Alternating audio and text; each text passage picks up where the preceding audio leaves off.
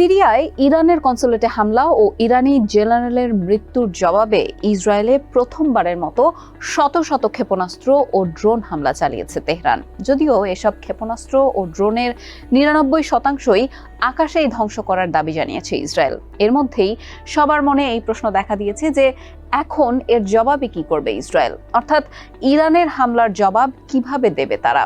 যদিও ইরান বলছে যে শনিবারের ওই হামলায় লক্ষ্য পূরণ হয়েছে ইরানের, আর হামলা চালাবে না তারা। তবে পাল্টা হামলা হলে এর জবাব আরও শক্তিশালী হতে পারে বলে হুঁশিয়ারি দিয়েছে দেশটি। তবে এর মধ্যেই ইরানের হামলায় উল্লেখযোগ্য জবাব দেওয়ার হুঁশিয়ারি দিয়েছে ইসরায়েল। দেশটির বর্তমান সরকারকে ইসরায়েলের ইতিহাসে সবচেয়ে কট্টরপন্থী সরকারগুলোর একটি বলে মনে করা হয়। সংকটময় এই পরিস্থিতিতে মধ্যপ্রাচ্যের দেশগুলো ইরান এবং ইসরায়েল দুই পক্ষকেই সংযত থাকার আহ্বান জানিয়েছে। তবে গত 7 অক্টোবরে ইসরায়েলে হামাসের হামলার পর থেকেই বর্তমান পর্যন্ত ফিলিস্তিনের গাজায় নির্বিচারে হামলা চালিয়ে যাচ্ছে ইসরায়েলি বাহিনী। তাই বিভিন্ন দেশ থেকে যতই সংযত থাকার আহ্বান জানানো হোক না কেন, গতকালের হামলার জবাব ইসরায়েলের বর্তমান যুদ্ধকালীন সরকার দেবে না এমন সম্ভাবনা একদমই কম। বিবিসির একটি প্রতিবেদন বলছে, ইসরায়েল চাইলে প্রতিবেশী দেশগুলোর কথা মতো কৌশলগতভাবে ধৈর্য ধরতে পারে, অর্থাৎ ইরানে পাল্টা হামলা না করে হিজবুল্লাহর মতো ইরানপন্থী গোষ্ঠীগুলোকে লক্ষ্য করে করে হামলা চালিয়ে যেতে পারে। যদিও এই কাজ বছরের পর বছর ধরে ইসরায়েল করেই আসছে।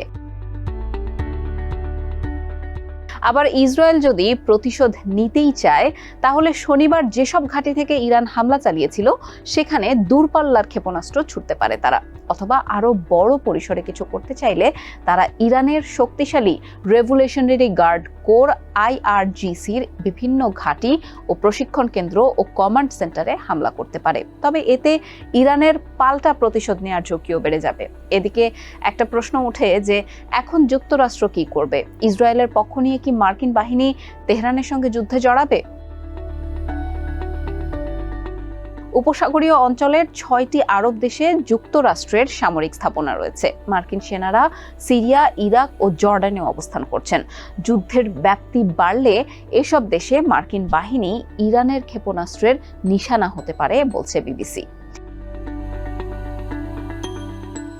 এদিকে পাল্টা হামলার শিকার হলে আরেকটি বড় পদক্ষেপ নিতে পারে ইরান। যদিও বহু বছর আগে থেকেই এই হুমকি দিয়ে আসছিল দেশটি, সেটি হলো কৌশলগতভাবে গুরুত্বপূর্ণ হরমুজ প্রণালী বন্ধের চেষ্টা করা। এই জন্য তারা মাইন ও ড্রোন ব্যবহার করতে পারে। এতে বাধার মুখে পড়তে পারে বিশ্বের 1/4 জ্বালানি তেল পরিবহন। গাজায় ইসরায়েলের চলমান হামলার মধ্যেই সিরিয়ায় ইরানি কনসুলেটে হামলা ও ইসরায়েলে ইরানের পাল্টা হামলা একটি যুদ্ধের মতোই পরিস্থিতি তৈরি করেছে। দুই দেশের এই পদক্ষেপের কারণে আঞ্চলিকভাবে বড় পরিসরে যুদ্ধে যুক্তরাষ্ট্র ও উপসাগরীয় দেশগুলোর মধ্যে জড়িয়ে পড়ার শঙ্কা দেখা দিয়েছে। এমন অবস্থায় ইরান ও ইসরায়েলকে সংযত থাকার পরামর্শ দিয়েছে বিশ্বের বিভিন্ন দেশ।